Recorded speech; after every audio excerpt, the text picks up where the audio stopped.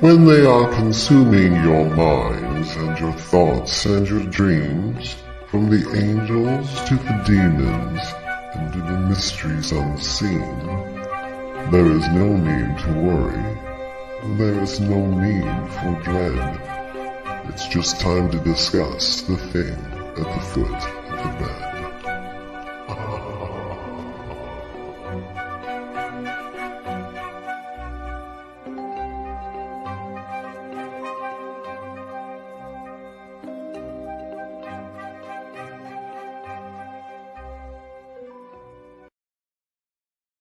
Good evening, and if you're just tuning in, you're listening live to 105.3 out of Mississippi and 107.7, both at FM out of the beautiful city of New Orleans, Louisiana, and this is UFO Paranormal United Public Radio Network, and this is the thing at the foot of the bed. Hang tight there, guys, as usual. I'm trying to get TikTok started here. I almost got it all done, not quite, but almost, so give me 1 sec, and then we'll get into things here. Oh, went too far. Hang on. TikTok. There we go. Okay. Almost there, guys. Almost there. Got Instagrams. I got them almost all started before we went live. Anyways, welcome everybody. I'm one of your hosts, Lorilei Potvin. This is my amazing friend and co-host, David Hanzel. I do most of the housekeeping stuff, and then he hops in and tells you about a group and everything else and about himself. So a little bit about myself. Like I said, my name's Lorilei Potvin. I see you all there. We're going to say hi to you in just a minute once we get all the housekeeping out of the way. I am a Canadian psychic medium, crystal Reiki energy healer, Akashic Records practitioner, spiritual teacher, and mentor. I am also a registered nurse, an animal communicator. I'm well versed in near-death experiences, having had one as a toddler and studied them professionally and personally for over 40 years. I am also well versed in the paranormal. Of course, people are messaging me already. As soon as I go live, it never fails. I guess I should be happy, but it never fails. So if you hear it beeping, it's because I've got Facebook open Messenger to start pulling up some clips here, guys. So bear with me. I'm also well versed in the paranormal. I always say I didn't go looking for it, it found me. We've actually shared some of our story from our previous home on the Travel Channel's Paranormal Survivor, Season 4, Episode 9, called Demonic Hauntings. I did not name it. They've even called our section, believe it or not, Lorilei's Demon. And I already put my foot down. I remember filming this, saying, if you guys call this episode this, I'm not doing it. And no, we're not going to call it that. Yeah, they did. So you can find on YouTube, Netflix, all over the place. And yeah, it's a pretty intriguing story, let me tell you. If you guys like what you see, please like, share, and subscribe. We have multiple hosts. I believe we're almost up to 40 live hosts on the network here that stream we stream multiple shows daily, 7 days a week. And when we're not streaming live, the archives server kicks into the last 25 plus years. And so we are streaming live, believe it or not. 7 days a week, 24/7. So they pick we have no control over what gets played, but it does go into the past 25 plus years. 80% of our audience, though, and we do broadcast this network to every country in the world, is audio only. So I always say, if you can't see us, you can't join the conversation. And we've got great people that join the chat, like Julie Jean Bassett and Connie Martins are here right now. And many more do join us. I always tell my guests on Monday night on the Angel Rock. I think I said that. If I didn't, I have the Angel Rock here on this network from 6 to 8 p.m. Eastern Standard Time on Mondays. That's the one I usually have the guests on. Dave and I talk enough. We couldn't have a guest, right, Dave? We've been talking. Yeah, so anyways, so I always say, if you can't join the conversation, you won't be able to join the conversation if you can't see us. And that's where I was going. I always tell my guests that we have the greatest audience. We really do.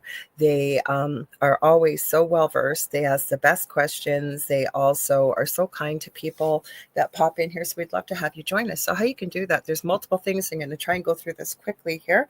I'm on Facebook under my profile, Lorilei Potvin. It's public, so you can comment if you see me live. You don't have to be on the friends list.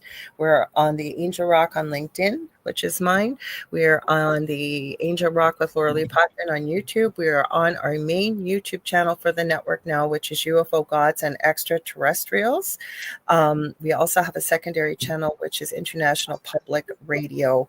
We're still working on trying to get back our main channel. Long story, we didn't do anything wrong, but I know Joe Montaldo, who owns this network, I'm going to give him a huge shout out. He's the one that started this, and I know he's working behind the scenes to try and get our channel back. So I also want to mention, too, too, you guys. Stay tuned for the second night of the Outer Realm with the amazing Michelle DeRoche, who is also our station manager, and her host, Amelia Pisano. They have the Outer Realm, 9 p.m. Eastern Standard Time on Wednesdays and Thursday evenings. They always have a great show. So we are also streaming live, where you can join the conversation on Twitch under UFO Paranormal and United Public Radio, under the Angel Rock on Instagram. Sometimes it kicks out after an hour, you guys. So if it does, just head over to one of the YouTube channels we're telling you guys about, because that usually is not a problem streaming live. We're also on my Rumble channel, which is Mystique 1508, as I always say, not a stripper name. It's an old name I used to use. It comes from X-Men. We are also streaming to David's YouTube channel, which is The Spirit Experience, and then your Facebook profile, which is David Hanzel Medium, right? Did I get it right? Yeah, Medium David Hanzel. Yep. And then lastly, we are on TikTok under the Angel Rock. So hi over to everybody on TikTok. They don't integrate the comments. I see Michelle Wilfong's over there already. Thank you for all the little goodies you're sending, Michelle. She is one of my mods over there. She is incredible. She does such a great job, and I really appreciate everything Michelle does over there. So please check out her own TikTok channel. She lives in a haunted apartment building and posts some pretty spooky videos over there. So thank you for everything you do, Michelle. I really appreciate you. What else did I want to say? What else? I got a list here. If you guys want to watch us on TV, you can. The network has its own TV channel on Roku, and I believe I've seen on Michelle's own banner. I think you can get it through Alexa somehow, some way as well. So if you want to watch it on Roku, you're going to go to the channel store and type in UFO space P as in paranormal. There's a drop-down list. You're going to see we're about the third or fourth one down, and you're looking for UFO Paranormal and United Public Radio, and that's how you can watch us over there. I think I remembered everything, Dave, so go ahead. I think you got it. Hi, everybody. My name is David Hanzel. I am a spiritual medium. I am a channel, and I am a guide or angel communicator. I also study like the universal laws. I am back again on my, oh gosh, how could you call it? I don't know if you ever heard of the book Seth Speaks. Of course I have. Yep. Mm-hmm. I'm on my fourth time reading this book again, because I love breaking down everything about the universe and everything after here. And there's so much to it. So I'm restudying that again. Also, if you're watching us and you want to see some of the videos that we play on here, or tell us stories, or show us pictures of paranormal things you have, we have a group called The Thing at the Foot of the Bed with Lorilei Potvin and David Hanzel on Facebook. We would love to have you come join us there. Soon, Lorilei and I will be doing a few lives in there once in a while. When we can, it'll be coming up. We have pretty many people in there right now. Also, wow, what else was I going to say? I was going to tell you something else too, and I can't remember what it was. So I guess, you know what, we'll just kind of say hi to everybody, and then we'll go from there. How's that? Hopefully everybody, my voice and Dave's is still going to hold out here. Yeah. We're going to try, you guys. We're going to try. I haven't talked all day long, and I still have. I'm going on 9 weeks on Sunday with this stupid virus. I'm hoping that is out.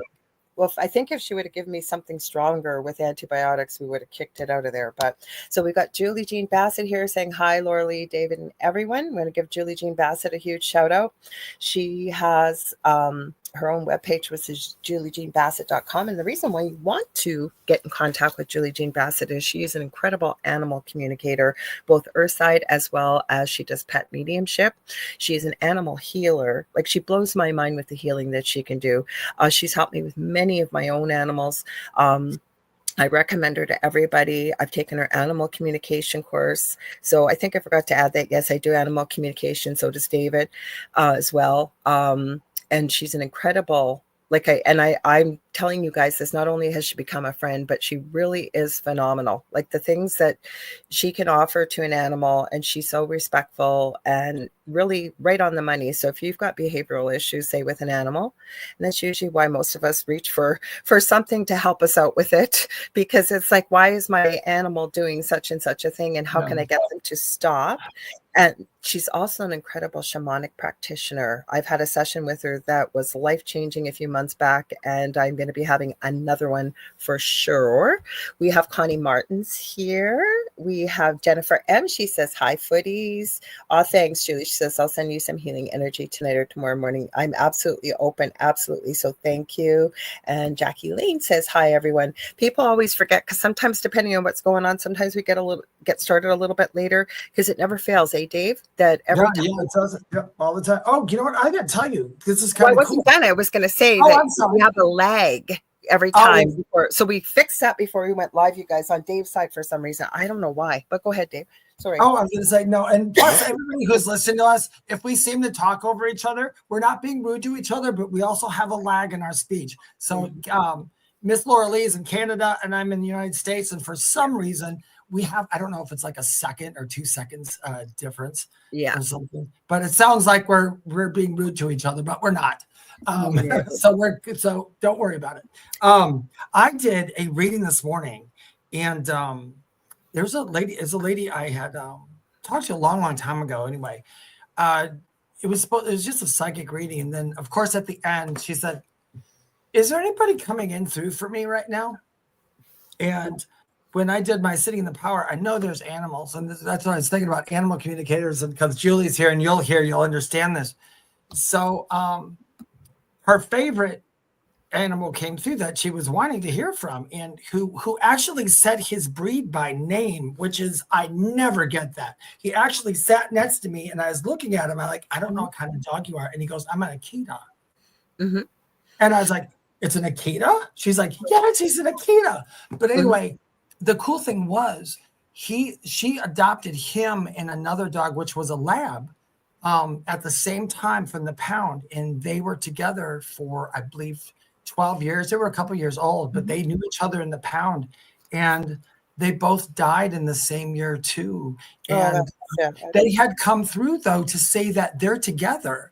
And literally they travel lives together. They've been together. And that's why they left at the same time. They were from different moms, ended up in the pound at the same time, got adopted by the same person at the same time, and left within a year of each other at the same time. And when they both left too, one of them, he just died. He was older. He's getting older. But the other one sniffed along the fence, found where that one passed away.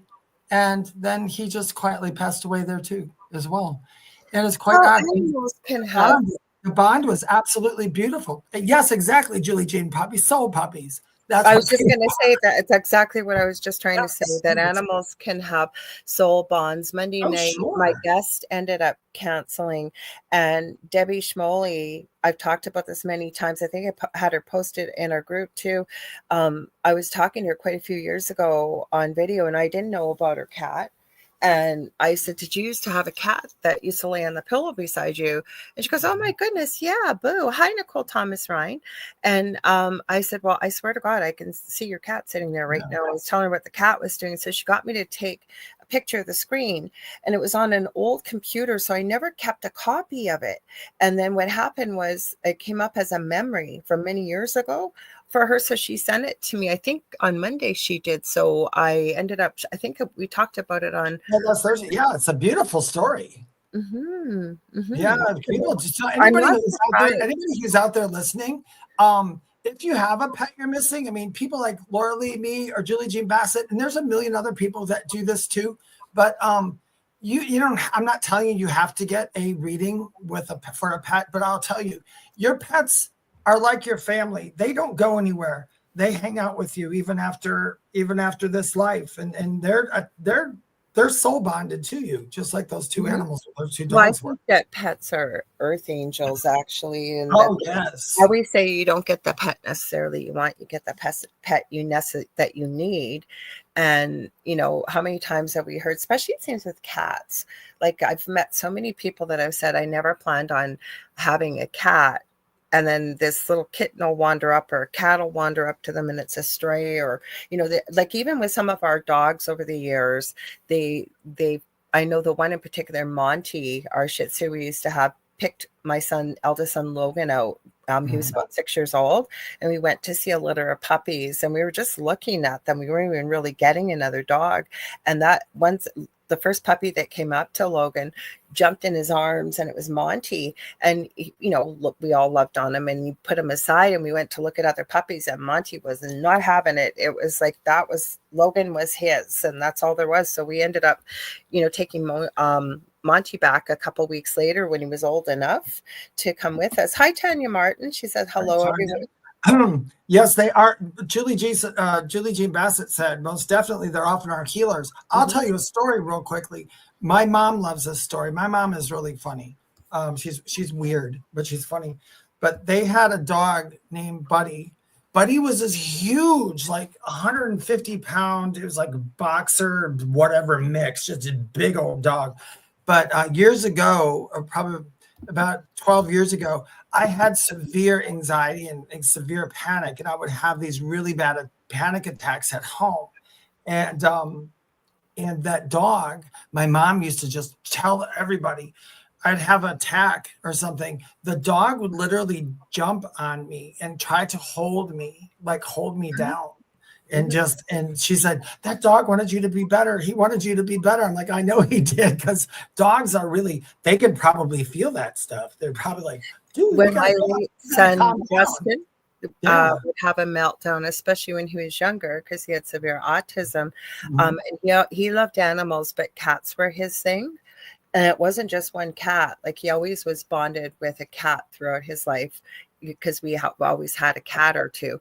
And every time, and he would have a rating scale from 0 to 5. And when he was at a 5, like, he really just could not control himself until he could kind of calm down. No, he would never, ever hurt the cat, but the cat was never afraid of him, ever, and would meow and circle and rub up against him. Like I said, it was more than one cat, and they weren't from the same family. So definitely believe that there are healers. Jennifer, yeah, we sure are. I wish more people would believe that they don't stray far after death. That's true. That's very true. They do not stray far. All our loved ones. Yeah, nothing actually. Everything's all in the same place. It's so I was talking to Dave before we got started, and I had somebody reach out to me that works with the light, like as a light worker, and had been called in to help with somebody that their child was being terrified at night. And by her descriptions, this little one was describing what's known as a hat man, or sometimes known as a shadow man, and had asked me what I knew about it, because they were shocked to see, looking it up, that this is a massive phenomena. And I said, hey, Dave, why don't we talk about this tonight? We have not talked about this. And we even got into, you know, familial lineage with this and a whole bunch of stuff like that. And I've heard of it. I've also had one of these things in my previous home. We had 4 main entities in the previous home, and the shadow man, hat man, was indeed one of them. So you've heard of them before, right, Dave? I know you have. I've had experience with them. Yeah. So what do you think they are then? Because I've heard many things of what they are. I've not heard anything positive per se on my end, but I'd love to hear your thoughts. And everybody else's. Mm-hmm. There's so much to that. It's hard to pin something, because there have been stories of shadow people that came in with a really negative feel to them, which I understand. Some just do have a negative feel to them. I agree with you. Not everything in shadow is negative. Yeah, but some do, and it's hard to say why they feel negative to them. It could be a number of reasons. It could be because to somebody, if something is unknown, it might just automatically feel negative. But there are ones that just can be just negative. I mean, the one that helped me a long time ago, when he first came in, I mean, he really felt negative. I was really scared of that dude. I was not liking him at all. But when I figured out why he was there and everything worked out, it was a whole different story. So it's really hard to say. People say that so many things, like the sleep paralysis, I mean, that's a hard one to judge. I mean, we got to be careful with that one, because it's basically when your brain wakes up before your body. and our mind does have a tendency to hallucinate, but not all the time. I'm not saying every one but I of think we're talking about two different things here, because the Hat Man or well, Shadow. isn't a hat man like the shadow person? No, let me finish here. My hi Francine, by the way, and we also have the real Amanda Perso on Instagram. So thank you, welcome. No, the Hat Man, Shadow Man, and a friend of mine, Heidi Hollis. She's on Coast to Coast AM. She is one of the first people to start talking about this and writing books about it, and she also has trademarked the Hat Man. And on top of it has created books to help children with this. Now, the part of the story with this is, okay, the reason why I'm talking about per se the Hat Man, because we've talked about shadow people before, and we both I've never heard of a Hat Man. Yeah, just because something is in shadow does not mean that it's negative. It takes a lot of energy for, something in spirit to necessarily manifest. But the Hat Man is always specifically identified. And I can tell you that we experienced this in our previous home. It literally, I have a video I pulled up that someone sent me. No, we've shown this video probably well over a year ago. Somebody sent me this. They say they caught it on video in their home locally here, but it will give you a pretty good image if it's the right one, I think, because hopefully I grabbed the right one. But what it is the being is usually 6 to 10 feet, sometimes taller, and it looks like it is wearing a long rain slicker, usually down to the knees, and the hat looks like a fedora or kind of a square top hat. And hundreds of thousands of people have experienced this phenomena globally around the world. It can result in sleep paralysis. I myself have experienced sleep paralysis, not in this home. In my previous home with activity, I was choked 3 times. Actually, on one of my birthdays, it happened. And then when I was finally able to move, I got up because I didn't want to wake my partner, Dell. And it was a stupid thing to do, because if I had passed out, what would have happened? Thankfully, when I left the room, it stopped. So I do believe in sleep paralysis. Now, I know it's a very controversial topic, and depending on who you're talking to, people don't believe in it. But I think until you've experienced, especially with a negative experience, that it's kind of it's a really awful, awful thing to go through. Hi, Angela West. She said, I've heard of the Hat Man. Mm-hmm. Yeah, I was just looking up the Hat Man, because it's actually, when you look up the Hat Man, it's very similar to, as far as like this study is saying, they're very similar. There's also Hat Men that come in with sleep paralysis, and it was there's a phenomena. And what the interesting part about this case was, and feeling into it, was the dad had experienced the same thing as a child at the same age. Around the same age. And I thought it was in the same home, because this home was over 200 years old that they live in.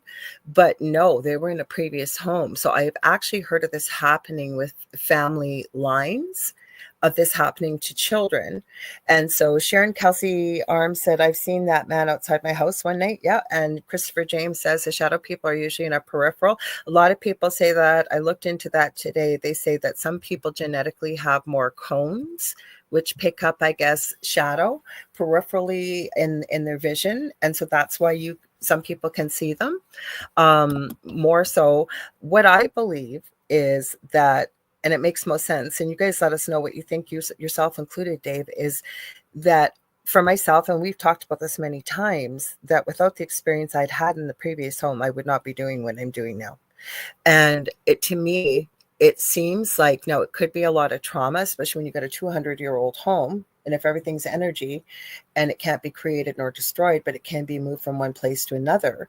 If there's been, say, a lot of sad, negative things that could have happened, we don't know what could have happened on the land before, especially here in Canada, and North America too. I know it's happened all over the world, so I can only speak for North America, but with the First Nations, and there was a lot of battle that went on various parts of the land. The land, I believe, holds that energy. It can hold it. I believe in portals, definitely. I mean, I think we've got different dimensions.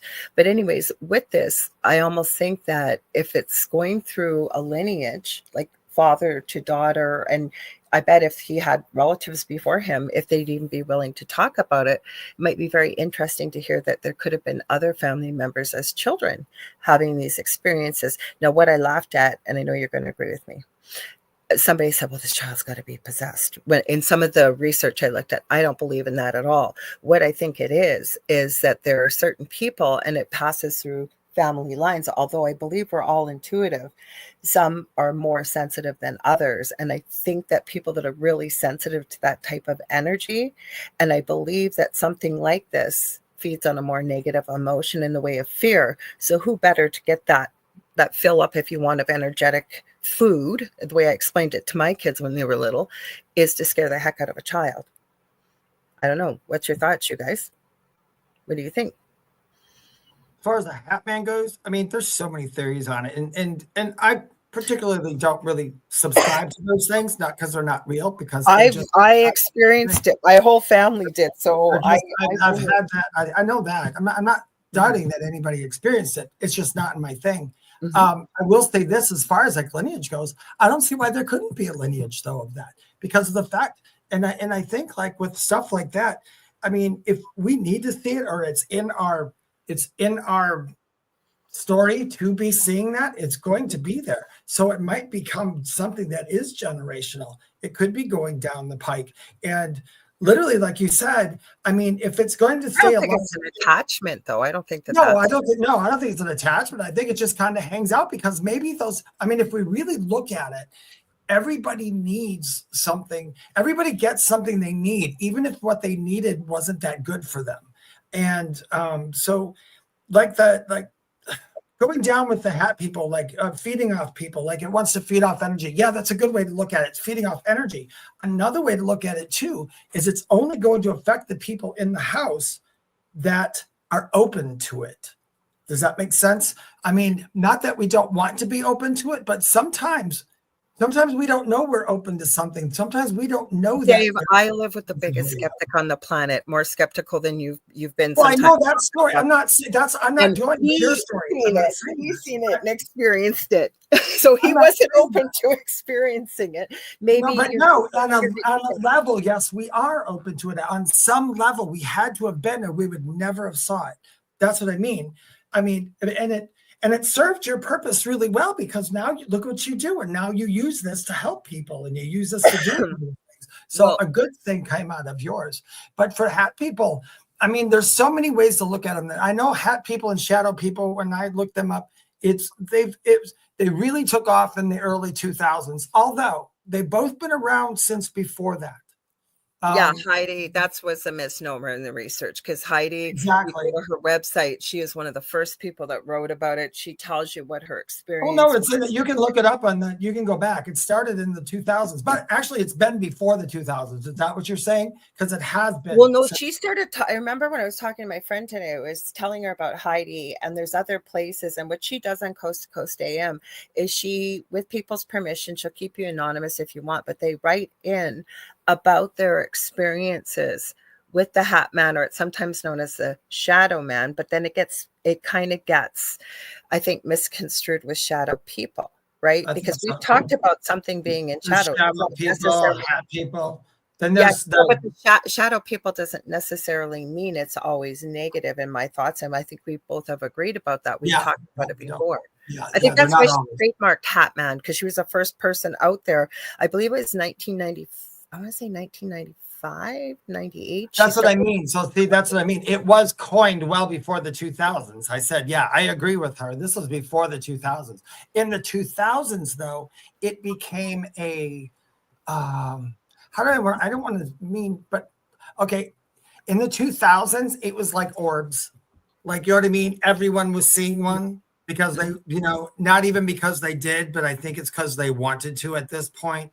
It's kind of like skinwalkers, how we feel about skinwalkers. Because I think, like what you said, your friend who coined the phrase, I understand what she could be saying. It's a good differential. The ones who are hat men seem to be a bit more not very nice.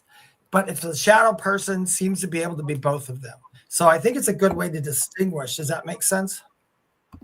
I think it does. Yeah. The reason why I brought it up though, because my friend was very surprised because she doesn't work. Is she capable of working in the paranormal? Absolutely.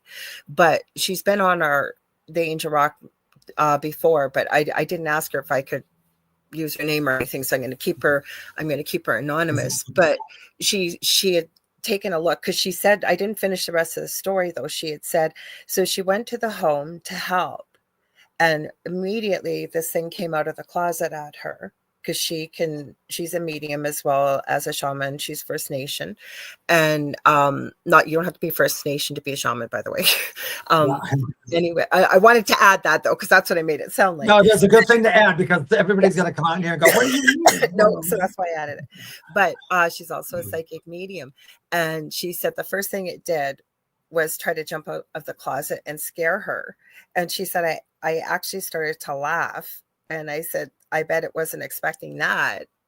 And then she said she was able to locate it. There was sort of an energetic crack, the way she described it. So she energetically told me she had sewed it up. But I said, feeling into it. And I just know for ourselves, after we tried to have our house blessed, and it was my oldest son at the time that was quite young. He was probably about 13. And after the first person locally tried to cleanse the house, he said to me, it's sitting at the edge of the property line, Mom.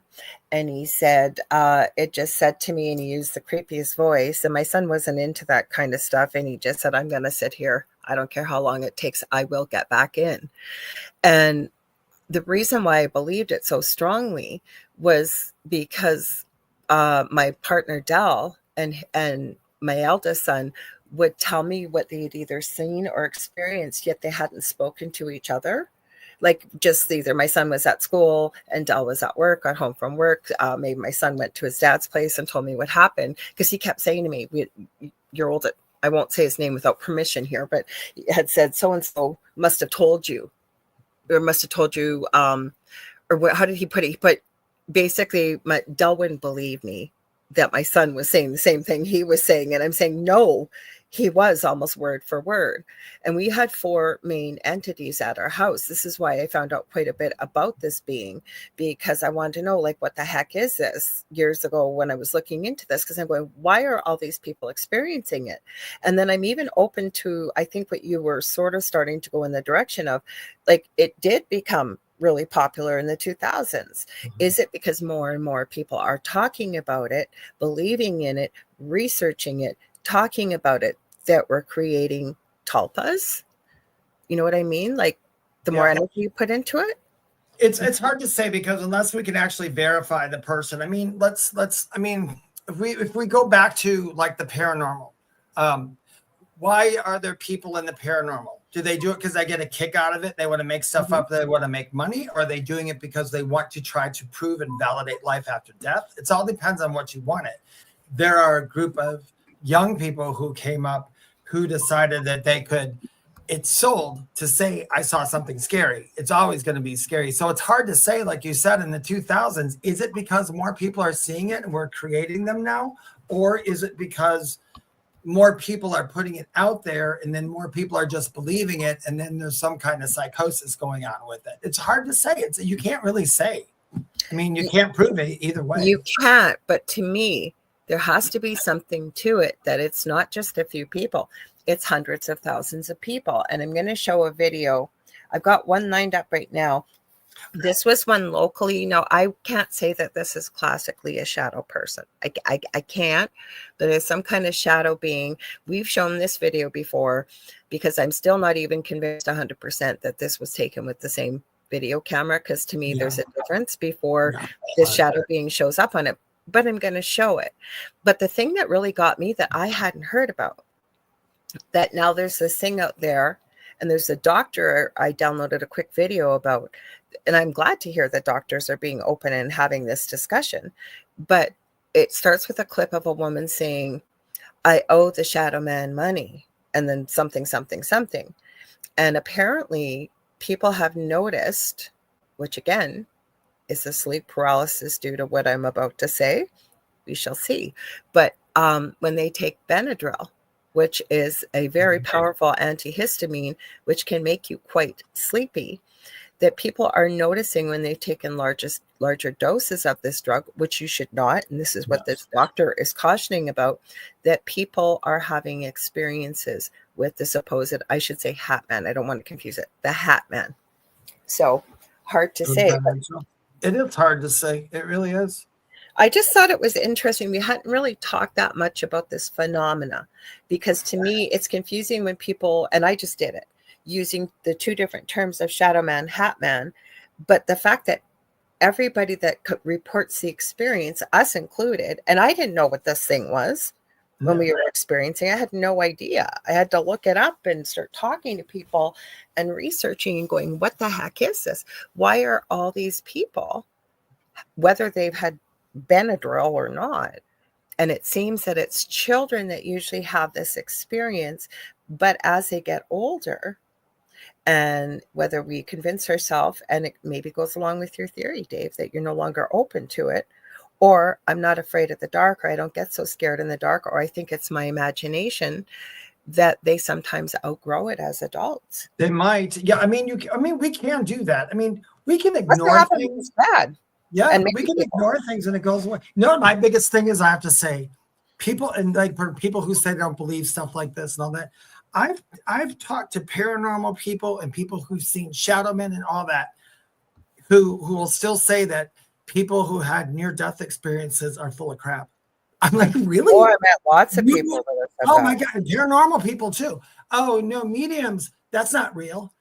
Well, what are you doing looking for ghosts in the house, you idiot? It's like, are you kidding me? Hi, Deva. No, but there's I want to say hi to Joanna Garfield McNally. She's on Instagram. I should head over to TikTok quickly. Michelle Wilfong, thank you for the great job you're doing there. I know you're saying hi to everybody and stuff. I appreciate it. Christopher, so you're saying the metaphysical. I agree with you, Christopher. Go ahead. So you're saying the metaphysical has become more accepted nowadays, and people are more open-minded enough to speak out about it. I have still found, and I could be wrong, but I talked to lots of people in the day. Well, mind you, people I talked to, we can openly talk about it. But if you're, say, at a party or something, right? Somebody, I always find, you tell me what you guys think, somebody kind of nudges that door to the paranormal open a bit, like maybe they'll talk about a show they've seen or something, right? And then another person kind of adds a little more, another person adds a little more, and before you know it, on average, between 80 to 90% of people have had weird, unusual experiences. Like I can tell you, Dave, I don't know if you heard it, but I did go check. We were talking about this before we went live. Do you want to talk about this? And there was something outside my door rattling the door handle. Oh yeah. Saying it's the Hat Man. No, I'm not. I'm just saying it was weird. I thought maybe it was my cat. My cat was nowhere out there. Stuff like that happens. You know what? I'm the same way though. You guys, I don't go to parties much anymore, but I've gone to like a party or something just like with like normal people, and somebody will say, Dave died in 2015 right away. They start talking, and then, but you know what I do when they start talking about that stuff? I don't open that door a little bit. I kick that mother open, and I'm like, tell me all your ghost stories. I want to hear them. And Lorilei is absolutely correct. You would be surprised on the percentage of people who's had something paranormal happen to them in their lives, but they keep it to themselves because they're afraid. The majority of people I have interviewed, especially if they work in the paranormal, not everybody, but the majority of people, I have asked them, what got you started in this field? Most people have had something scary happen to them as a child that developed that fascination to find out what happened as they've gotten older, and they've gone into the field. Not everybody, but a good percentage of people have had strange experiences or frightening, terrifying experiences that have stayed with them, and they want to know, what was this? I need to know more about it as I get older. Yeah, it's true. I mean, mine started out very young, and yours came in like halfway through, didn't it? Well, my first paranormal experience I can remember was between 3 and 4. Yeah, I was going to say you were really young too when I first, because you also had it. And you know what? I asked my friend. So I told you I was going out with a friend for lunch tomorrow. We lived together. We've been friends since we were teenagers. We were each other's maids of honor at our weddings. And then as life went on, things we just kind of grew apart. And since I've lost my son, we've kind of reconnected. We never had a fight or anything, just life got busy. Yeah. And when I told her what I do, because I don't tell most people what I do, unless I know it's sort of a safe space, because I really don't want to get into an argument about whether there's life after death or whether mediums are real or not or whatever. You know what? To me, it doesn't matter to me what your belief is. If you want to talk about it, great. If you don't, that's okay with me too. And because I've had people say to me, like, for example, first time I had seen at the walk-in clinic, the doctor I had to see, because I don't have a family doctor. First thing he says to me once he finds out I'm a psychic medium, I visited him a few times, read my mind. That's not how it works, dude. It's not how it works. So I felt so insecure about it. This was quite a few years ago, that I kind of, rather than saying to him what I should have said to him, that's not how it works. And I just said to him, not knowing much about him, kind of where I was picking up about where his career was going to go. So far, it kind of has gone in that direction. Now, did it happen because I said it? No. But what I should have said to him is, that's not how it works. So to me, when people want to say these kind of things, or they want to argue, including that near-death experiences don't exist or this doesn't exist, hey, it doesn't exist to you, that's fine. But yeah, that's fine. Yeah, not my job to convince you. Yeah, we're not here to prove you wrong. We're here if you need it. We're here. Go ahead. I do the same thing. People walk up to me. Oh, David's a medium. Right away. Oh, is my mom with you? Well, there's like 30 billion people in this world, but give me a second. But Dave, I don't know if you ever get this, but I get this all the time, right? And bless their hearts. And I mean that with love. I really, really do. But people from other countries, like I've had a few friends, and I love my Australian friends. I really, really do. I had one friend say to me one time, oh, my boy's coming to Canada to play. I hope you can see him. And she was talking about her favorite singer, I found out. And she told me the genre. And I said, well, probably not. That's kind of not my genre. No offense, but I'm just not into country. Anyways, I said, well, where is this person playing? After they told me the name. And they said, oh, he's playing in Calgary. Calgary is 3 provinces over from where I live. 3 provinces over. I've never even been that far out west. To drive there would take me probably 3.5 to 4 days, driving 12 hours a day. Yeah, I know. I know. Do you know Steve? Like Steve that lives in Canada, yeah. Right? Like, but you know what? They're being earnest. I've had people ask me before, not so much nowadays with the internet, but earlier, like, you guys really don't ride a moose to work, do you? You guys don't all live in igloos, do you? I am absolutely serious about this. I have been asked those questions before. I get that question. I live in the South, so I get quite asked. Oh, so you know everybody in the South, right? Or I'm from Wisconsin, so everybody will ask, do you like cheese? Oh, I knew it. I knew you were going to say that. Yeah. No, I don't care about cheese. No, my favorite is, oh, so what about those Packers? I'm like, I could care less about football, dude. I know the entire state of Wisconsin. I know, but I think people are looking for a comment or a conversation starter, right? And some people just don't realize. Like my friend in Australia, when I said, I don't think you realize how big Canada or North America is. And I said, gosh, I think Australia could fit if you had taken our province, and which is a state for some people, or depending on where you live, if you're in the United States, it's like a state. You could take almost a whole thing of province of Ontario, if you kind of folded it around and made it almost into like a blob, you could probably fit Australia and New Zealand. Yeah, it's pretty far. Oh, Connie's from I think you're in Ontario too. She goes, yeah, it's funny. I too was asked if I lived in an igloo. See, we have been asked that in Canada before. We have been asked that. Yeah, now in the South we get asked some really crazy stuff, but I laugh at it because I'm like, if you lived here, I totally get why you're asking that. Yeah. And I always laugh and they say, oh, I know so in Canada. And I'll say, oh, really? Well, and then they'll tell me the name before I ask, but they don't tell me the full name. They just tell me the first name. And it's usually something like John or Steve or Rick or a woman's name like Mary or. I went to school at I studied at Second City in Chicago, which is like where all the comedians from Saturday Night Live went to and all that. And I did some classes there. And whenever people find out, they always ask me if I know this person and that person. And I'm like, do you know how many thousands of people go through that school? Never mind that there's a Second City in Canada as too. well. And that's the original Second City. Oh, so Julie says, when I lived in Texas, people would ask me if I rode a horse to work. Well, I think what it is people, right? And especially with Justin passing away, my son, it's been a real study in the human condition. And nobody's been malicious, but it's a very uncomfortable subject for people to talk about. And I've been very blunt about this, that you cannot talk about life without talking about death. None of us are promised tomorrow. I'm not being fatalist here, but I'm not perfect at it, but I really do try not to hang on to things or to let the people that I love know I love them. Somebody's messaging me again. Oh, my son again. Oh my gosh. Oh no. I wonder if that's what it is. Okay.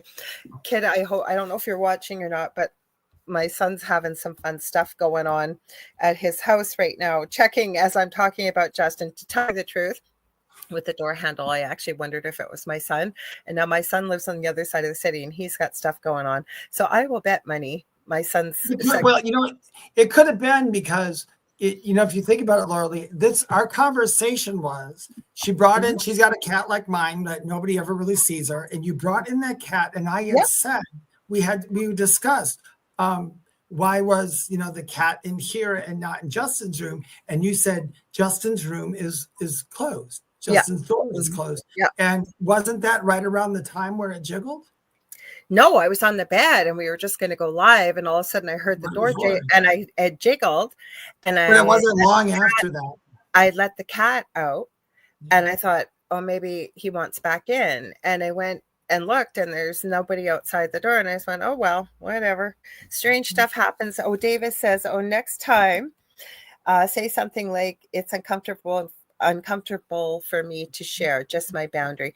Well, actually, I have said that to a few people, not in that way, but and people aren't. I'm really trying to hold the space and have the grace for people that it is uncomfortable for them, and including that I'm just, if somebody was sending me a bunch of stuff about cryptocurrency. First of all, not interested.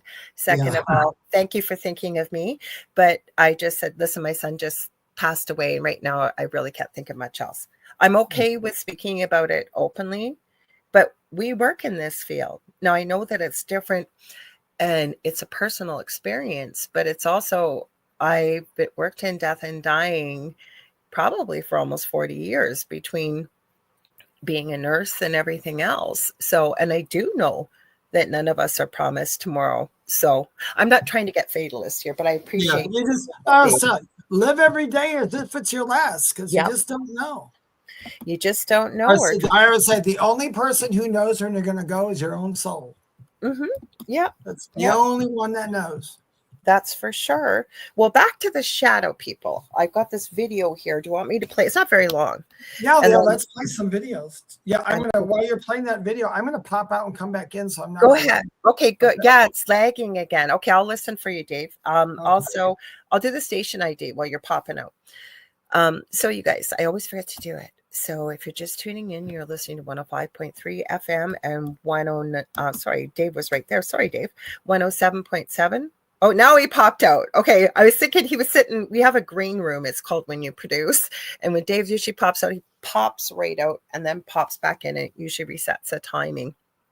Anyways, 105.3 out of Mississippi, 107.7 out FM out of New Orleans, Louisiana. And this is UFO Paranormal United Public Radio Network.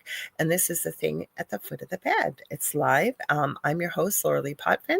And my co-host, who just popped out, is going to pop right back in as soon as I hear the little ping. And I will add him back in here. I don't want to play that video just yet, guys, because I may miss it if he's Well, it's not. Well, I'll wait till he comes back in and I'll play it. It's not very long. But, oh, there he is. See, I heard the little ping. Now I'll play it. I didn't want to start it without Dave in case I couldn't get things organized to get back and forth here. So I don't know why it's StreamYard's doing this lately. I don't know. I don't know. My phone has been slow at times. It keeps crashing on me. It is full. I do have to sit down and reformat it. I just don't want to right now. No. Okay, so let's add it to the stage. It's not a very long video. So this is oh, what did I do? I pulled it out right by accident. Hang on. Let me switch these around here so I don't get mixed up. Okay, so this video was sent to me by somebody who has a friend in this city who has been or was experiencing paranormal activity. Now, I did not get involved in this, and I told them I would not get involved because there was a local paranormal team that was involved.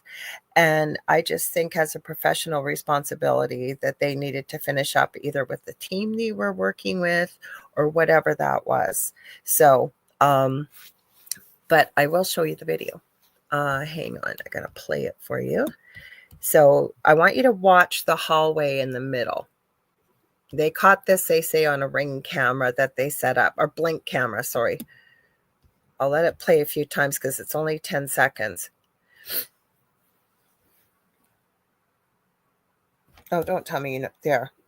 Actually, that does kind of, now we've talked about this before. Didn't we see this one before?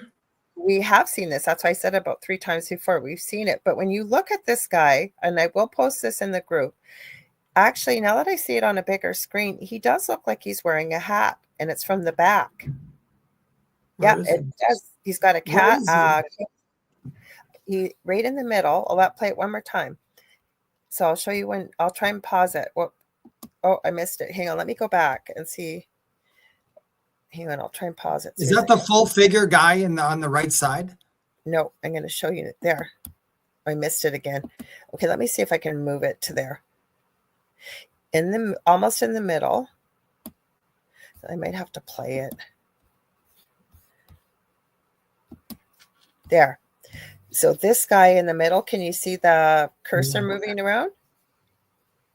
Now, to me, they swear that there was nobody there, that was indeed something that was caught on the Blink camera. And I think the way the Blink camera was set up, I don't know if it's filming all the time, but usually these cameras work when there's movement detected, it starts to record. It's very hard. Go ahead. Oh, I'm sorry. I was going to say, I thought that was someone in the hallway. It looks like just a real person walking down the hallway. It does. It's pretty solid. And again, I can't say with 100% certainty. Now, there was more to this story. I don't know if this is real or not. They certainly had some very unusual scratches on them and things like that. Again, just because someone has scratches does not mean it's paranormal. But apparently they had quite a bit of paranormal activity going on. And I just thought I'd share it because if you can see it bigger, it's hard to say, but it almost looks like it could be, it looks like from the back, a bit of an overcoat. It's pretty solid, but usually I have seen other pictures. I just didn't have time to download them today. To me, it looked like Uncle Fester. And the light came on, David. Yeah, it definitely did. Yeah, it does look that way. I'm going to see if I can find it because people have sent me these before of, shadow people caught up. Well, actually, we'll see if we can find it. He didn't look like the typical shadow person. He just looked to me. It looked like a gentleman wearing dark pants. I think when you see hat man caught on camera, you're going to see caught on when you see how solid the pictures usually are, and they are.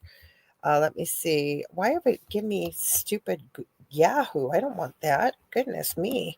That's not a good one. Sorry, Yahoo, if you're listening, but that's not a good one to look for. Hang on, let me go to Google.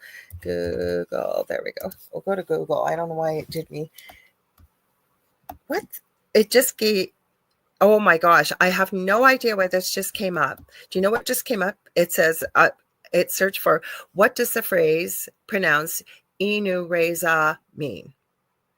What that means is that is language you can use to channel and call an angel. And I know who that came from a long time ago from the Voldemort group. Actually, one of the mentors in that group taught us that, Dave. And what's the name start with? It's just a sound. It's not an angelic name. No, who taught us that? Oh, C with a C. The main one. Why is this going to Yahoo? I have no idea what is going on here. This keeps going to Yahoo. Now my computer's acting up. Okay, let me go to Google and see if I can actually get it to go to google.com. Oh, sorry, .com. Can I type? This is the third or fourth time I tried to do this. Okay, Google search. Now do a Google search, you guys. Don't do a Yahoo search. Google search, please. Because I want image. Yeah, it keeps going to Yahoo. I have no idea why. This is the weirdest thing, and I don't want videos. I'll try closing this page. I've done it once already. I'll try closing it again. It keeps going to Yahoo. I have on camera, and let me see. I'll put images off of Google. Yeah, this fourth time it's gone to Yahoo. I have no idea. I don't even use that one picture you showed earlier. Is that the entire footage? Some of it. I've got other footage, but that was the first time they caught something they said on camera. It's just odd because it didn't look like a ghost. It looked like a person. It did, but I'm going to show you some of the images, Google Images. Okay, let's go to Google Images. And if I have to, are you going to give me Hat Man? Hat Man. Let's see. Yeah, what the heck? I cannot get this. You know what? I'm going to have to use my phone, you guys. This is not allowing me to go to Google on my computer. I'm going to have to play with this afterwards, I guess. Somehow my computer has decided to change my search engine. So give me a sec here. They're pretty solid if you get a good picture of them that have been caught on camera, because I've seen them before. And one of them, I think, was off of a paranormal show. No, that doesn't mean that it is more valid, but it was people that work in the paranormal. Hot Man caught on camera. I'll put images. We'll see what comes up, and I'll show you. They're usually pretty solid looking when you find them. Oh yeah, here's a whole bunch. Why will you guys not let me? I cannot believe this. It will not let me show you guys this on Google in here. Let me see if I send it to myself and we do it this way. Send. Okay, let's see. Now you're going to hear ping in a sec. Okay, there. Let me see if I open this, if it'll let me show it this way, Dave. Yeah. Yeah, it keeps going to frickin' Google or Yahoo. I cannot believe this, even though I sent Google. You've got to be kidding me. Okay, here's a not too bad one. But the ones I'm thinking of on Google are way better. One of them is off of a paranormal. Again, this looks like a guy. I can't verify that this is from Fox News. Oh, yeah, that's from Fox News. This is supposed to be Hat Man. That's why I don't want to use Yahoo. Why are you guys doing this to me? My goodness. I guess I'm going to have to try and save these. We might even have to save them till next week because I'm going to be here all day. But there was a really good picture. I'll try and send it to myself and see if it'll. This way it should show you guys. I wasn't usually have this stuff done beforehand, guys. I apologize, but my computer has become, for some reason, an entity onto its own. Let's see what it does now. Okay, this is supposedly, I don't have, where was this caught? It's not telling me, but this is pretty solid. This is the hat that you'll usually see. There's one I'm thinking of, though. Someone has sent it to me and it was verified. I'll have to make myself a note for next week or try and post it in the group. It's one of the best pictures of the supposed Hat Man caught on camera, and was more of a verified source, I remember, who sent it, or that they had got the image from. So hang on, share. Okay, let's see.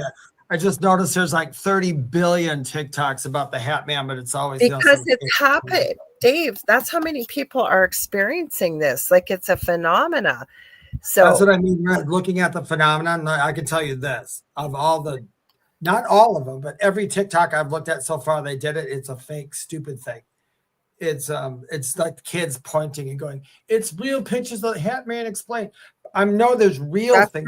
That's not the videos I downloaded off of TikTok off of there. People are talking about the phenomena and what have you. And I am telling you again, I had 4 main entities in my home. I don't think I have any pictures I can say per se of catching this thing on camera, but see how solid it is. Now, again, that doesn't tell us anything. Like, we need way more information on this. Yeah, but that's the kind of hat everybody's showing, though. It looks like a fedora. I have one of it. It's in a room. I know who sent it to me. I might be able to find it while we're talking because I know who sent it to me. I have to find her on here. Let me see. Give me a sec. Go to her name. And I will go to media and I'll see if I can find it. Not media. Was this it, maybe? Oh, no, this is a dog caught on camera that we've shown. Nope, it's not showing me. I mean, one of these days, I'm going to try to this summer I'm going to try to do investigations around here because there's so many fake people out there. It's like, I really just want to get a really I don't think this phenomena is fake. I'm sorry, I don't. I'm not saying the phenomena is fake, but all the extra videos are fake. They're just so fake. Well, I've got some videos to show you guys. So hang on. Let's go up a little higher up here. Let me see. What was on I wanted to show you? Let me go a little higher up here because some of these I didn't get a chance to look at. Actually, this one's not too bad here. These are pictures, and some of these pictures have been caught on camera. I can't say the red eyes, okay? But my kids did see something with red eyes. I can tell you that. Yeah, I have too. Yeah, that one. I think. Yeah, I saw that too. No, but this is a whole bunch of pictures of what people claim it looks like or they've caught on camera. No. Oh, did I do that? Sorry, I meant to add it. Sorry, guys, too many buttons to push. I'll try and make it bigger for you guys, but this is typically what it looks like. The one in the bottom corner with the green. I don't know if I can make this one bigger. On the left-hand side on the bottom, let me see if it shows on the left. Yeah, left-hand bottom. Third one down the bottom. That is a typical picture that you will see if you see something like that. I can tell you that because I have seen it with my own eyes. It's always got a fedora, like a rain slicker on, or a trench coat. It's very solid, very, very solid looking. And that's what people are. You know what it reminds me of? What's that? Whenever I see the Hat Man, what's the show with Clint Eastwood? I don't know. He's been in a million. Well, let me see the Clint Eastwood in the hat. Hold on. I'll send it to you. Unforgiven? No, I'll find it. 2 seconds. This other one right here, I tried to blow up. This is a typical picture as well of the Hat Man.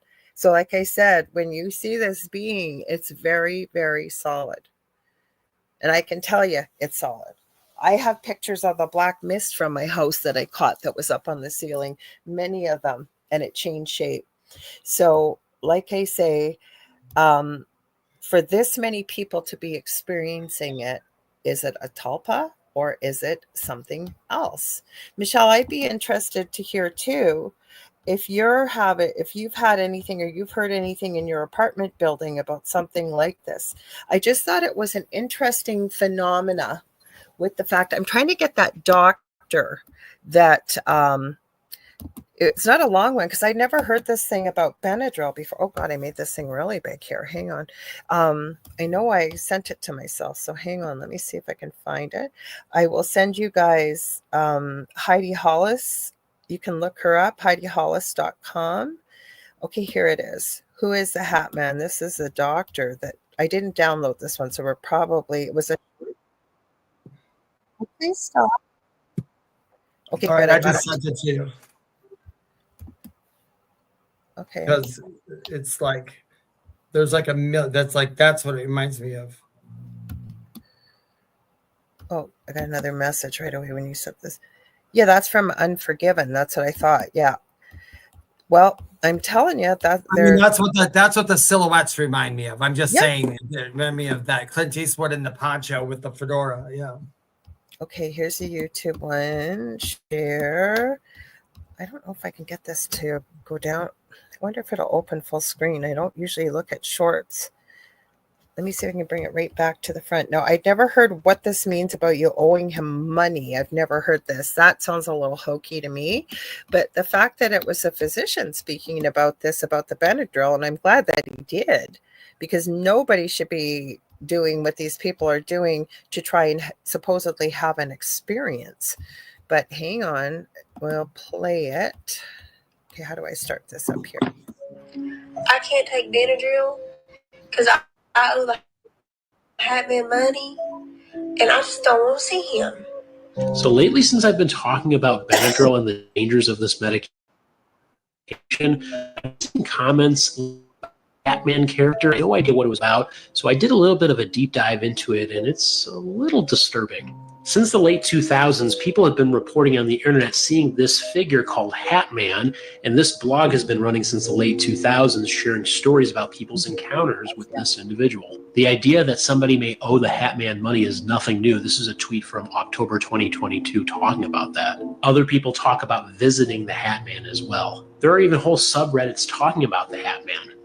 One of my biggest concerns as a physician is stuff like this that's floating around where people may say they're going to have an appointment with the Hatman in relation to taking this medication. High doses of this medication can be life-threatening, so please. I can't take Benadryl because Let me stop this. Okay, Connie asked us a question. So I was glad to see that the Hatman Project, this is the one that seems to come up all the time. And it is indeed stories that people write in about their experiences with this supposed entity. So the reason why I like to promote Heidi, never mind, because I know how long she's been talking about this, but this will come up in a Google search first. It's the hatmanproject.com, and there are stories in here. But I think that's why Heidi trademarked the name, because she's the one that called them the Hatman. And then people started using it. But she also creates literature. I say her muggle job or day job, she's an occupational therapist, but she's been on IMDb. You can check all the programs she's been on. But she creates things for children to help empower them to overcome their fear, which I think is a really positive thing for kids. Davis says it happens during sleep paralysis. It can. But I can tell you that and I can only speak from my personal experience. It didn't happen to me during sleep paralysis. Now my kids, hard to say. All I know is that everybody in my family, and we didn't see it together, but we have all had experiences, and not in this home, just the previous home. So Connie says, do you think that a family living in a home can create all the supernatural occurring, kind of like a tulpa? Could we all be creating the things happening around us? 100%. What do you think, Dave? Say the last part again. I was reading as you were saying this. Do you think that a family living in a home can create all the supernatural occurring, kind of like a tulpa, not just a tulpa, telekinesis, all kinds of stuff? Could we be creating the things happening around us? I said 100%. Yes. You can. 100%. Yes. In fact, I'm not saying that in a bad way or a negative way. I'm saying that, yes, that's exactly it. When we follow the masses and we get into the same way of thinking, we start to visually see the same things. Our experiences start to happen together. Yeah. I have a different thought. And the one thing I've noticed, I want to say hi to Dr. Fred Woodward. He is on Instagram. He's been on the Angel Rock numerous times. And so I want to say hello. Okay, so what I know from other moms talking to them, that especially if they work in this field, and it seems that I believe everybody is intuitive and has a type of sixth sense, but people that seem to be a little bit more tuned in, say someone like yourself, David, I know myself, I've spoken to many people that have children or have family members who are really tuned in to their psychic, if you will, or mediumship abilities. It seems to kind of that really sensitive sensitivity to this kind of thing seems to follow familial lines, if you will. And there's even been research. Dr. Chuck Kennedy was doing this on, was it being carried in the mitochondrial DNA of the mother, the maternal mitochondrial DNA. I don't know if I necessarily agree with that, because I would say my ability came from my dad's side, not my mom's. But they have been, no, there's not been a study on this, but I do know that young teenage females, even I would say tweens, because never mind all the hormones, and girls mature usually faster than boys, especially monthly.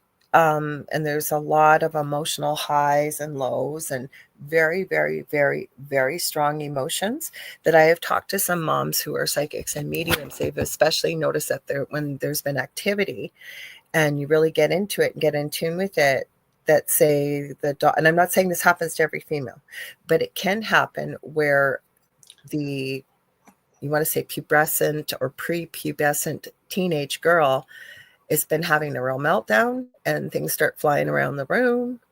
That can happen. Again, yes. Do I think we were creating the stuff that was going on in our home? No, because first of all, my youngest son, when he was alive, was not very verbal. Dell, my partner, is a complete skeptic. There were things that happened to him that he wouldn't tell me right away until he debunked 6 Ways to Sunday.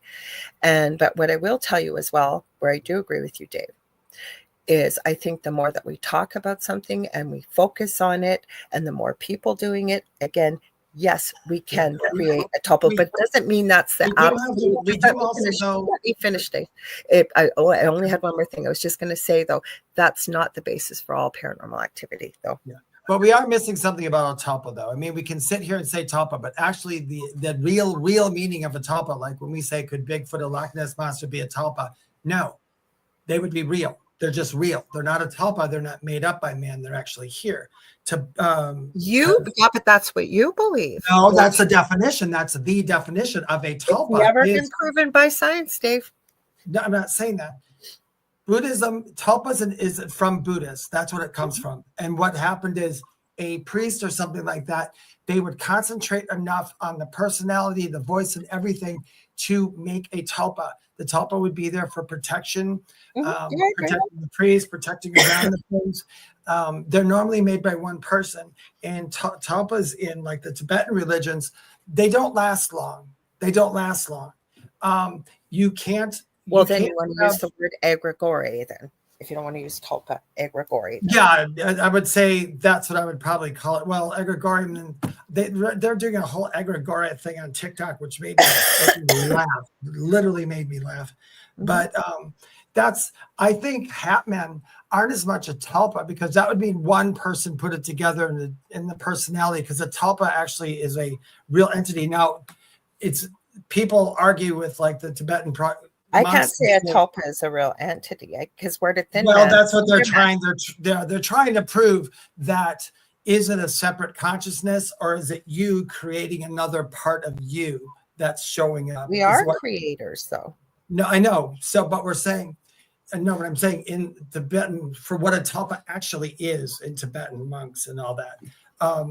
I think that we can. We won't call it tulpa. I don't know what we would call it.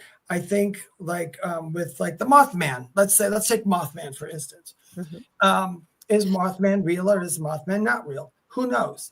But we have a lot of people who saw that person. One person saw it, described what they saw, and the next person. It's the same thing with the Hatman. Yeah, and the same thing with the Hatman. That's what I mean. It could come up that way, and they keep seeing it. Now we do know all the fake stuff on. If you go to where the Mothman is, I've visited that city. None of those people believe in Mothman, which is so funny because it's from the city. None of them do. They laugh about it. But there are real things that happen with that entity being around or being seen. I guess that could be. I guess we can't really call Hatman like a tulpa, but what we could call him is, for some reason, I'm not saying one person created it. I'm saying since one person saw it, other people are getting the permission that they needed to also see it. Does that make sense? Or are we saying now that Black Eyed Kids, because one person talked about it and wrote about it, that other people having that experience, even though they seem to be real physical beings. Do you see where you're going with this line of thought? And what I meant by when you said Bigfoot is real, yes, we believe Bigfoot is real. No, we believe Bigfoot was real. Yeah. It's not, but that's what I meant when I was adding that comment, I was saying, so to us, we believe that, or is it interdimensional? Because like I said to you before, if everything is energy, and it can be neither created nor destroyed, but it can be moved from one place to another. Yeah. We also have agreed that there are things like portals, there are other dimensions, and then, not everybody's running around thinking and acting in love and light. Some people are putting another thing out there. No, but people are putting negative stuff out there. So where is that going? Well, yeah, that's what I'm gonna agree with you on that. That's what I think it is. That people are putting so much negative stuff out there, it's got to come to some kind of form. Plus, we do know, and I know this is gonna sound woo-woo to some of our listeners, but we are in the shift and the veil is thinning. So outside of not everything is love and light. We live in a polarized dimension right now. So there is good, there's bad, there's hot, there's cold. We have to have it. You can't know one without the other. So since the veil is lifting, that might explain why more people are seeing it. But you know what I'm saying? But that's kind of how I look at it. It's hard to say. I mean, none of us can sit here and give concrete proof, even with the picture. I would love to. I can speak from experience. From experience, yes. Experienced it. Our and every member in my family has experienced it. Now, other people did not experience. It would be interesting. I don't think there's anybody here tonight that was on from Paranormal Soup with Jason Bland. I'm going to give him a shout out on Sundays, 11 p.m. to 2 a.m. Facebook and YouTube. He's got a great show, great community. I used to, many years ago, call in from the most active part of my home. That's where those two EVPs have come through. I don't know if we played them on here, but I know I played them on the Angel Rock. And it was unplanned. It was live. It was the most A+++++. Oh yeah, I remember that. Yeah. Okay. So, but you could see behind me, and there are people like Howie, I know from there. Jennifer, not the Jennifer we have here tonight, but Jennifer's seen it. I'm trying to think if there's anybody else. That's two people I can think off the top of my head. And you could see all kinds of stuff happening. Like the same thing. The joke used to be if something happened live and anything if the equipment broke is Lorilei in the chat. I can honestly tell you, one time I called in and all Jason's sound equipment blew. Everything. No, can we blame that on paranormal activity? No. But there was nothing wrong with the equipment and it all blew. It was weird. But I know when his camera wasn't working for Skype when I called in. It had stopped working towards sort of the end of when I'd been calling in, when we got those two EVPs from the two Halloween shows. But there are old videos. I don't even know if he still got them uploaded on YouTube, where I call in live on Skype from the most active part of my house, and you can see stuff moving around and doing stuff in shadow behind me. So I don't know what the heck that was, because other people did experience the activity, but nobody experienced a hat man besides myself and my two kids and Dell, I can tell you, and not all at once.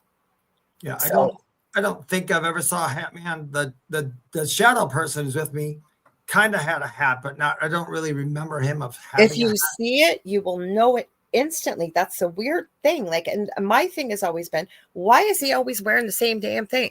Why is it always a fedora and a slicker raincoat? I can still remember, I swear to God, to you, having this conversation with Dell in our previous home. And we were finishing each other's sentence by what we had seen. Not at the same time, but he was talking about the hat. And he started to say rain, slip. I said slicker down to his knees, looks like a trench coat, overcoat. He goes, yeah, exactly. I still remember that, having that conversation, because I was blown away. Why does he? But I have these questions. Why is he always wearing the same thing? Why are people experiencing the same thing?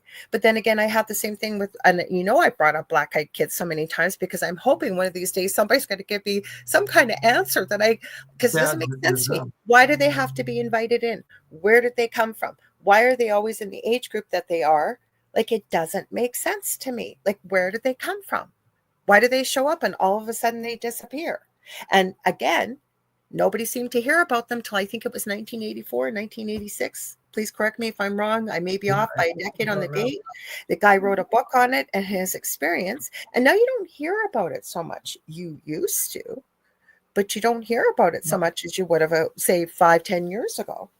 Well, because sometimes, and I'm not knocking paranormal or metaphysical or anything else, but sometimes it depends. I mean, we used to have a time where everybody saw this, saw that, and then that disappeared. And then another 50 years later, everybody sees this monster, that monster, and then that monster goes away. Another 50 years, somebody else comes up with it. It's really hard to say where they come from. It used to be like in the 1700s, people were actually seeing little people. You know, they were, that was the lore. I mean, they swore they seen them up and down, but now people, you rarely hear anything about it. You hear about them up here in the First Nations things, I can tell you that. And in a lot, but it's not on the news. I mean, it's not mass put out there again. It's kind of like Hat Man. But then again, you got to look at it this way. We also have, human beings have also upped their technology.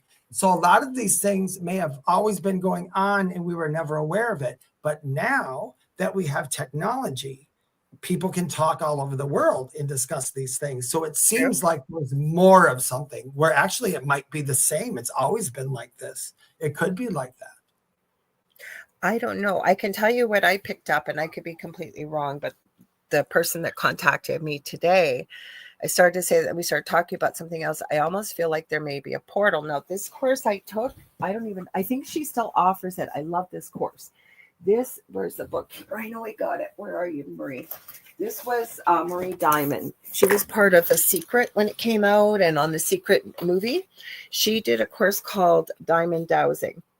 And she gets into energy. She gets into all kinds of things, portals, ley lines, underground water. And she starts it out. It's actually a fascinating presentation, because she does offer it usually. I know when I took it, it was for free.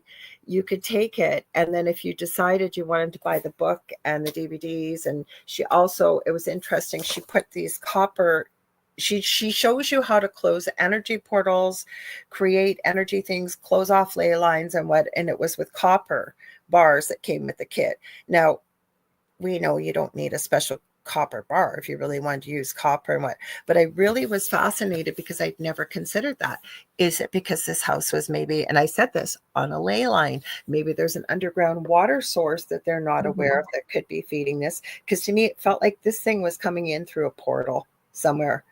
And was it generational trauma? Maybe that the children are experiencing it. Everything leaves energy behind. And if there's enough built up energy, it can stay there for centuries. That's what I thought at first too, Dave, because when I asked about the house, she had said the house is 200 years old. I misunderstood her. The dad wasn't living in this house when he experienced at the same age that this child did.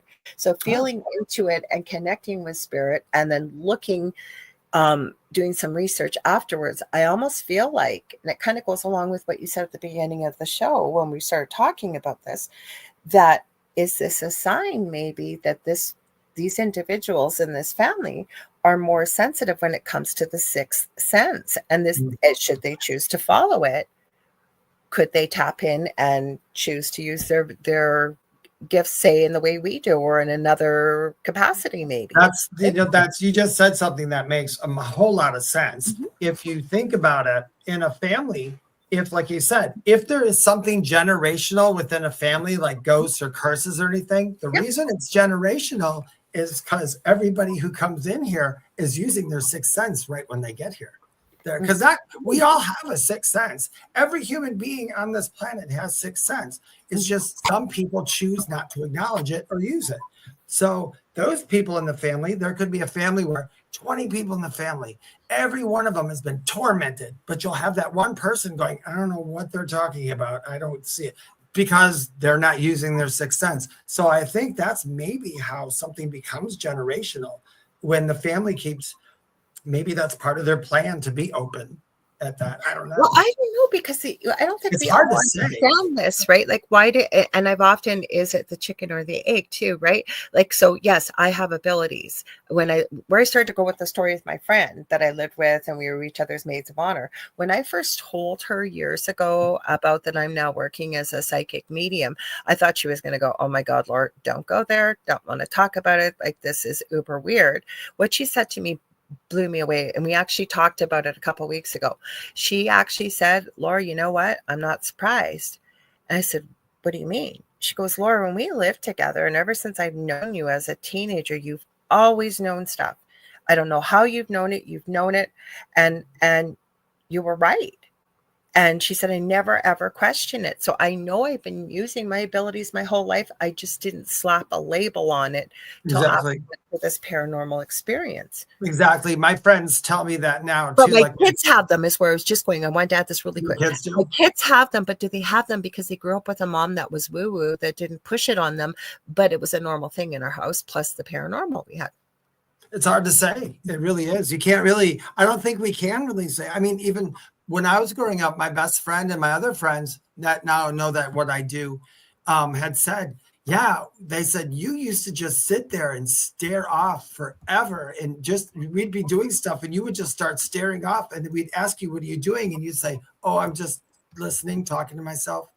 And it's because I was spending my lifetime listening to stuff outside of myself. So yeah, it could be generational. Like the same thing with Lorilei. I just didn't slap a title on it. So that's what I'm saying, right? So is it generational, or is it, to me, this felt, and I'm going to read Angela's comment in just a sec here, or is it the fact, like, I really feel like there was something open, like this thing was getting in somehow, right? Like, too, because to me, it almost felt like, I didn't see a picture of it or anything, just feeling into it, almost felt like there's something going on with the land. And I even suggested, if she was open to it, and I figure she would be, knowing her the way I do, maybe bringing, some crystals, anchor it on four corners, bring some tobacco, is what it really felt strongly about. Generate, you know what I mean? Like, to the ancestors, bring some tobacco and leave it as an offering, and see if that kind of calms down the energy. I don't know. Yeah, you never know. You never know. So, Angela what did Angela's comment? Yeah, Angela says, the old house I lived in had an old well in the basement. I always thought that the well gave the entities more energy to come through and be known. That seemed more haunted any place I lived. Angela, I'm going to say, from my expertise, I wrote a piece on this too, with spirits and water. Yeah. I agree 100%. Yeah, sure. Water is, I'm going to put it, you guys follow me on Substack. I'll re-put my writing on there. I wrote it for a magazine about energy and water, and how about, when I used to do paranormal investigations a lot, and other people do, we used to love it when it rained outside. Or if we were investigating a place that had, like Lorilei said earlier, like a well underneath it, or like a ley line, or it just had a stream next to it for some. Yeah, but a lot of properties have water so underneath the ground that you may not even know it's there. Know it. Yeah, exactly. There could be streams way under us that we don't know about. And water is a conductor of energy. I mean, if you look at sea creatures like a whale can make a noise and it can be heard 5 miles away to another whale, because energy carries through that water. And everything's energy. We're all energy. So if there's a spirit, whether you're in physical form and non-physical form, you're still energy. So I guess water is going to just echo the effect. Oh, I agree 100%. But like I said, I never thought about ley lines, and it's too long to get into. Yeah. But if you can, you guys, look up her story about, because she's from Belgium, and over in Belgium, dowsers were quite common, but there were the issues she was having. And it's quite a story, actually, about her father passing away from cancer. And then her mom started laying in the bed after her dad had died in the same space, and she started experiencing the same type of pains where he was having and stuff. Anyways, long story short, she ended up paying for a dowser to come over from Europe.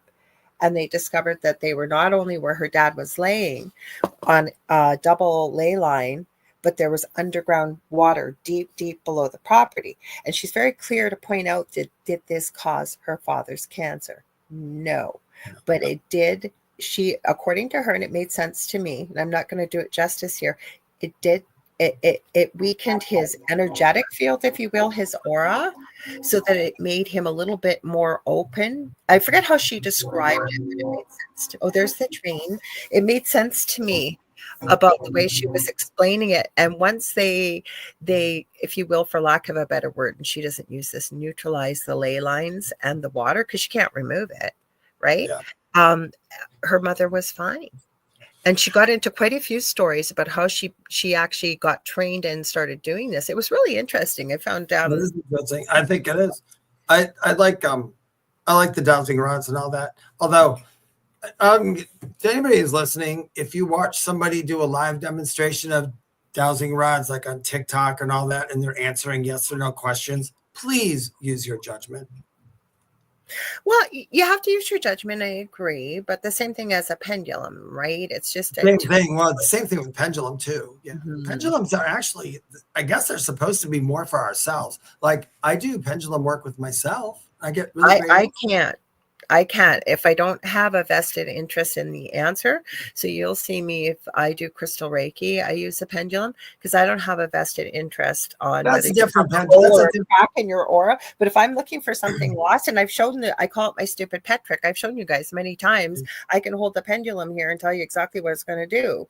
And no, first time I did this on a podcast years ago, people were going, "Oh my God, she's a witch! She's what?" No, once you work with energy and you understand how it works, anybody can do that. Yeah, Julie just said, saying, if you're using it, you use it in your work, that's a different thing you're using it for. I'm talking about people who go, like, when you go on TikTok or YouTube and you ask a question like, is Bob going to marry me? Oh, pendulum says yes. Okay, no, shut up. That's not. But people could even end up manipulating the answer, even if they're open and using it properly. If you really wanted to hear that Bob wanted to marry you and wanted a yes, how do you know that they couldn't, with their energy, move it, not even realizing that they've moved it? Oh, you mean if they're doing it for themselves? Yeah, that's just, I don't know why people want to know that kind of stuff for themselves. It's just kind of silly things. But I'm just saying, like, you can manipulate divination rods. You can. But I'm just saying, be leery if you go to somebody for a reading and they just use a pendulum to answer that question, yes or no. Yet I have mentors that have used pendulums. I've never used them because, again, I've known this about pendulums, but I think it's great for people who are learning to trust in their answers, that they receive an answer from spirit, but they're not sure, so they can check it with a pendulum. Like Julie says, I agree. They are all tools. And she said, I use it to see what supplements to take from purchase from Amazon. Yep. Things like that. I don't trust it. That's something. Yeah. I don't trust it for if I was completely open, wasn't leaning towards something or didn't feel intuitively towards something, and I was completely neutral, then yes. I've never tried it with my body. I think our body used as a pendulum might be a little bit more reliable. It's kind of automatic when your body is using the pendulum, because I mean, if you stand up, you can actually ask yourself answers standing up, and it'll give you a more accurate answer than the pendulum will. If you're standing next to somebody you don't like, you're going to go backwards. If you like them, you're going to lean in. Yeah, but maybe that's how you work. For me, the left is one way, the right is another. And I'm not saying pendulum. Okay. My pendulum is different every time. It's not always right, this back and forth, or yes, that. I meant for my body is what I meant. So I always test it first. Like, can you show me what yes is? Can you show me what no is? And I'm just saying human nature. I'm not saying to use the pendulum like that. I'm just saying, as human nature, if something is positive, you're going to always lean into it, whatever is positive. Yeah, I don't do that. That's what I try to say to you. For me, it goes left and it goes right. Oh yeah, it could be left and right, but yeah. But most people, they don't like have somebody odd than like me. Test it is what I meant with your body, right? Yeah, test it. So Kasoon says, dang, I'm late. Hi. And Angela says, so we got to go. This always goes by so quick. Angela says, I do better with dowsing rods. I'm more comfortable with them than with pendulums. And that's okay. Julie says I also use it to find crystals that I need too. Cool. So Dave, you want to tell them where to find you? Yes, if you'd like to know more about me, you can go to my website, theywhispertome.com. Please follow me on Substack. I do, it's free to subscribe to me there. I have all kinds of writings that I do on emotions and the background of emotions with the other side and all those other things, and very metaphysically things, more quantum things I talk about on that.